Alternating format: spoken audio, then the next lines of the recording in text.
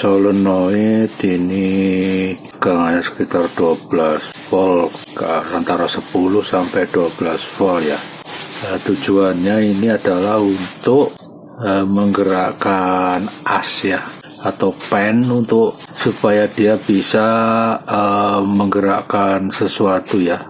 Jadi apakah dia tuas, apakah dia switch atau apa. Jadi intinya kalau solenoid ini diberi tegangan maka dia akan timbul magnet ya. Magnetnya akan menggerakkan besi ya, pen yang dipasang di sini untuk menyodok sesuatu lah. Kita lihat ya, ini pen ini kita lihat, dia akan bergerak ya. Kita masukin lagi. Nah, jadi simbol magnet yang akan menggerakkan ini.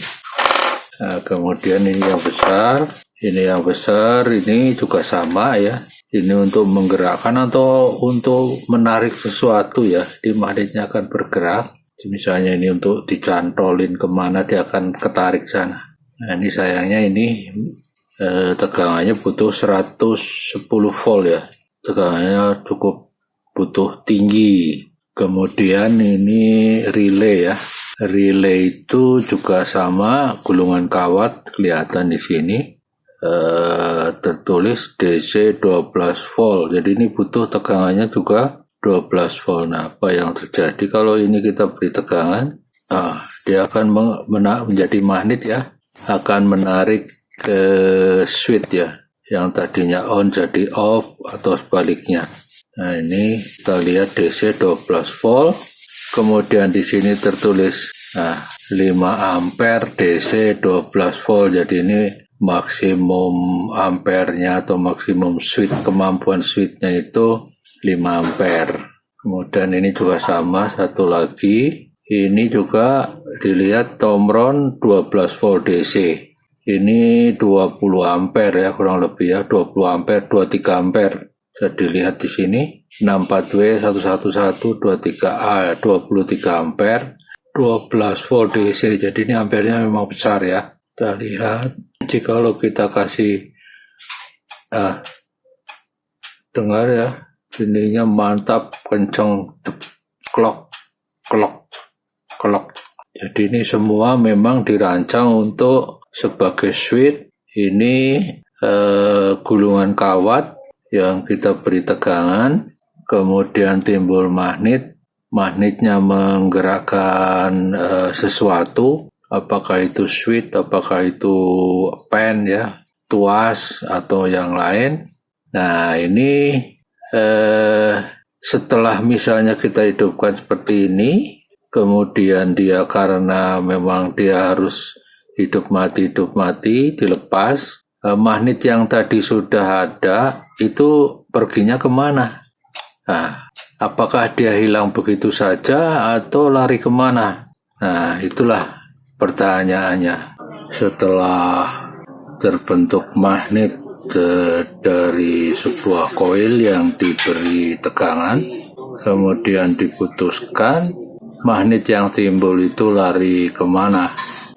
Ternyata magnet yang timbul itu tidak hilang begitu saja, karena pada saat magnet pada gulungan kawat itu menghilang, akan menyebabkan timbulnya arus listrik keluar dari dalam gulungan dengan arah yang berlawanan dan bertegangan tinggi. Jadi tegangan ini disebut tegangan flyback ya, atau tegangan balik sebuah koil yang diputuskan arusnya tiba-tiba. Nah, seberapa besarnya tegangan yang balik ini itu tergantung berapa besar magnet yang timbul, kemudian arus yang melewati koil yang diberi tegangan ya.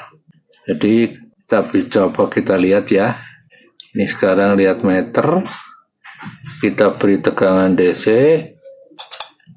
Nah, sekarang dia karena dia DC, tegangannya 0 ya, karena meternya kita buat pada posisi AC. Jadi meter saya taruh di posisi AC sebesar 750 volt. Nah, sekarang kita copot, kita lihat 280, 340 ya, 300 lebih 100. Nah, ini adalah tegangan dihasilkan oleh relay. Tegangan balik yang terjadi karena relaynya diputus sambung ya, artinya diputuskan sehingga magnet yang ada di relay ini akan lari mundur ya, balik. Dia membentuk tegangan yang sangat tinggi. Ini cukup ini. Sekarang kita coba solenoid ya. Ini solenoid juga kita lihat apakah dia ini juga timbul tegangan balik ya. 365. Kita lepas 200 lebih, 300 lebih ya, 300 volt. Nah, di sini kita bisa melihat bahwa tegangan balik atau tegangan flyback pada saat diputuskan itu menjadi cukup tinggi ya.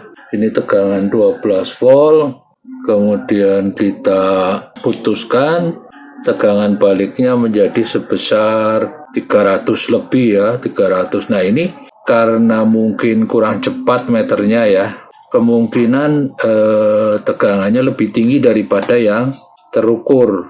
Katakanlah dia terukur maksimum 300, itu ada kemungkinan dia sampai 600 ya, sampai 600 volt. Jadi tegangan baliknya atau flybacknya itu sampai 600 volt.